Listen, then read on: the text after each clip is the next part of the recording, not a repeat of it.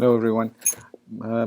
I'd been wanting for a while to speak about Zionism, and I figured that it would probably end up being a multi-series topic. But I thought that today, before going to the heart of Zionism as a national liberation movement and one of the most misunderstood and reviled national liberation movements in the Middle East.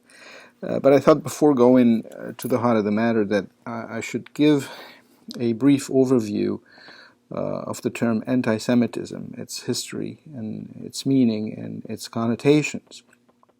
Many Arabists and Arab-Nationalists, and generally speaking, many opponents of the State of Israel and its right to exist, whether here in the West or in the Middle East, while exhibiting the most depraved, virulent, vulgar forms of anti-Semitic sentiment, will tell you with a straight face that they're not anti-Semites, they're not anti-Jewish, they're simply anti-Israel, anti-Zionist. And that's fair. I think criticism of Israel, as is the criticism of any state for that matter, or any individual, or any collectives of individuals, especially those engaging in dogmatic or bigoted attitudes or policies, such criticisms are not only warranted, but I would argue they're righteous. And so not all those opposed to Israel or to Israeli policies are anti-Semites or can be accused of being anti-Semites. But calling for the dismantlement of the State of Israel or referring to Jewish self-determination in the Jewish ancestral homeland, calling it colonial or apartheid and other such jingles, meaningless jingles. People who talk about colonialism and apartheid don't know the first thing about these concepts, but doing so suggests, calling Israel colonial or apartheid suggests that Jews have no historical claims over a land they're deemed to be exogenous to by Muslim Arab conquerors and their descendants. All this does, in fact, reek of anti-Semitism, suggesting that, Jews do not have claims to their ancestral land. And likewise, Nazifying, I'd like to use the Brad Pitt pronunciation, Nazifying the Jewish state is anti-Semitic. Claiming Israel is committing genocide of the Palestinian people, which is manifestly wrong, making such a claim is anti-Semitic. Suggesting that Israel, the only Jewish state, has for one reason or another forfeited the moral right to exist as a state for the Jewish people is anti-Semitic. Suggesting Israel cannot be a victim and only a victimizer, or assuming Israelis as non-Muslims are white and therefore malignant settler, colonizer, exogenic intruders, is blatant anti-Semitism. The face of Israel today is people who look like me, Jews expelled from so-called Arab lands and their descendants, peoples who do not look like Santa Claus, who look like me, who speak languages generically referred to as Arabic dialects. This is the face of Israel today. With this out of the way, I would like to briefly address the falsehood trotted out by Arabists, claiming that they cannot possibly themselves be anti-Semites because they're supposedly Semites. Well, no, this is not true either. Semite is not an ethnic or a racial term. it is purely originally a linguistic term. When Europeans referred to peoples as Semites, they were primarily linguists referring to speakers of languages Europeans themselves classified as members of the Semitic family of languages. Only racialist thinkers of the late 19th century referred to a specific people when designating them as Semites, and those people were the Jews. Not Arabs, not Arameans, not Assyrians, not Chaldeans, Jews. Only Jews. So no, Arabs are not, in that sense, included within this terminology, and so Arabs are not Semites in that sense. And Arabs can very well be, and many indeed are, committed rabid anti-Semites. Let me reiterate, anti-Semitism is the common term used to denote prejudice against the Jews. It became common in the late 19th century European racialist circles. It does not apply to Arabs and ought not be expropriated by Arabs to brandish as proof of their so-called inability to be anti-Semites because they supposedly are themselves Semites. Again, no. The term anti-Semites targets only Jews, and the policies of anti-Semitism direct their hatreds and discriminations exclusively towards Jews. In that sense, anti-Semitism is a form of Judeophobia, a hatred of the Jews, not anyone else who uses or speaks a Semitic language.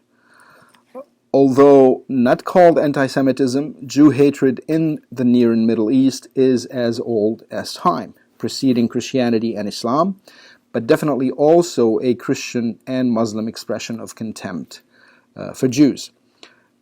This form of Jew hatred was usually remedied through the ages through a very simple process or a very simple act of conversion. Convert, we cease being anti-Semites.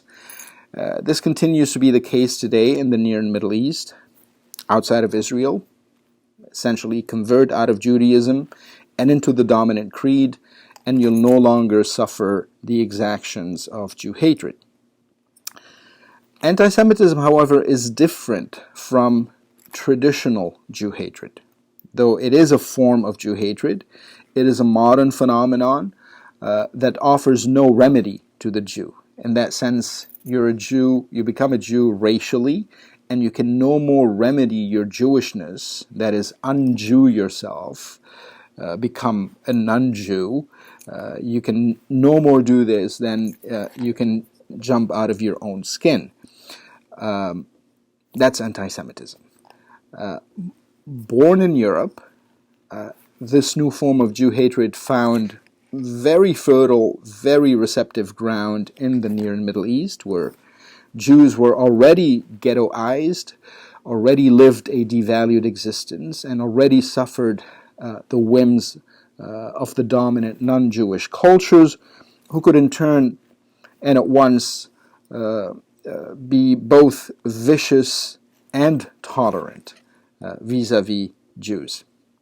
In Europe, however, during the 19th and early 20th century, anti-Semitism was manifested in different ways, notably in outright mob violence, discriminatory and sumptuary laws, expulsions, and in Nazi Germany, it manifested itself in deliberate, well-orchestrated extermination campaigns. And so, with anti-Semitism, Jew hatred was no longer the expression of religious contempt and would no longer be remedied or alleviated through conversion, assimilation, expulsion, or acculturation. Anti-Semitism offered no escape valve. Being Jewish had now become an immutable, inalterable ethnic, racial, genetic characteristic, and hatred of the Jews was being motivated by temporal rather than religious forces. From the outset, Their claim to be a chosen people, their refusal to worship other deities, their neighbors' deities, their insistence on special religious laws, placed the Jews in a vulnerable position both in Israel, their original homeland, and later in the worlds of Christendom and Islam, to where they'd been exiled post 70 AD, the destruction of the Second Temple by the Romans. Now, in Roman times, very few Jews were able to attain full citizenship, and early Christians held the Jews responsible for the crucifixion of Christ, who was himself a Jew, an allegation that would later become justification for church-sanctioned Jew hatred policies for many, many centuries. During the late Middle Ages, when only Christians had a place in society, large-scale persecutions of Jews became normal. In 13th century Spain, Alfonso X of Castile issued Las Siete Partidas, the 7 parts, the 7 sets, a law essentially bolstering official church attitude vis-a-vis the Jews and excluding them from public office. In a papal bull, that's a reference to a papal decree, not the adult male bovine by the same name. So in a papal bull issued in 1278 by Pope Nicholas III, the Pope decreed that all European Jews be converted to Christianity. By the end of the 15th century, the Inquisition would put on trial Jews, other nonconformists as well, but essentially Jews in Spain, precipitating the ultimate expulsion of Iberian Peninsula Jewry by 1492, and the expulsion of Muslims as well, but Jews, importantly for today, for this episode. Jews were also segregated and forced to live in walled ghettos, a measure, by the way, it should be mentioned, brought about primarily out of Christian fears of Jewish influence and out of desire by Christian merchants and professional guilds to restrict Jewish economic activity. Outside the ghettos, Jews were forced to wear discriminatory clothing, discriminatory marks on their bodies so as to identify them and preclude their contact with Christians. And this incidentally copied off of a 9th century Abbasid Muslim Baghdadi practice. The Nazi yellow star, in that sense, a more modern iteration of this practice, is simply a modern incarnation of a much older Muslim practice. In any case, the emergence of the modern state, as we know it today, the nation state with its characteristic parliamentary and liberal democratic systems and with its capitalist and socialist components, exacerbated antagonism towards the modern emancipated Jew, an antagonism that was to find full expression in the emergence of what we call today bona fide anti-Semitism.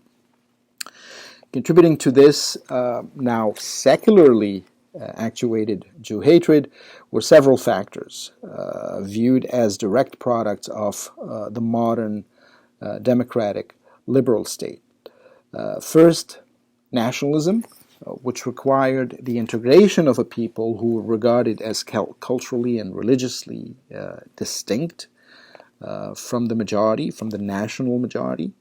The second factor is capitalism, which was ostensibly the weapon of Jewish financiers and bankers and industrialists, in essence a Jewish conspiracy aimed at weakening and dislocating the middle classes by rendering them financially dependent on the Jewish banker usurer.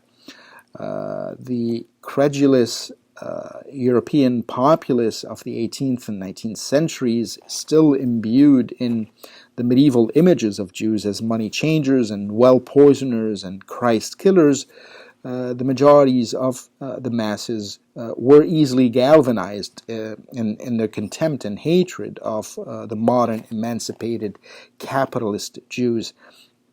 Never mind that the Jews themselves were in their majority members of the middle or lower classes, with only a handful of Rothschilds and other rich and influential industrialists.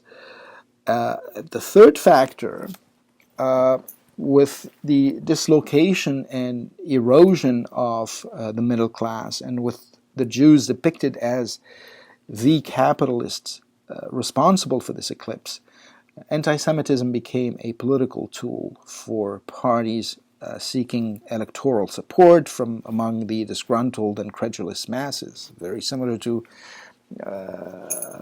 practices that we're familiar with in our modern times. In the case of France's Action Populaire and Germany's nationalists, conservative Christian socialists, and later the Nazis, anti-Semitism became a party platform.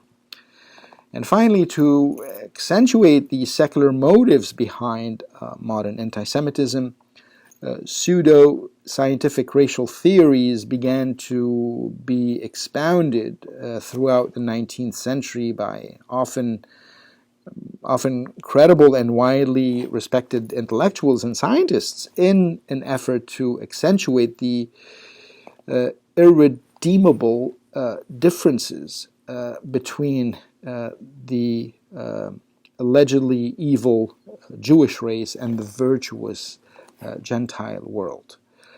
I'm going to stop at this point here for this episode, and I'll continue with the rest at some future time.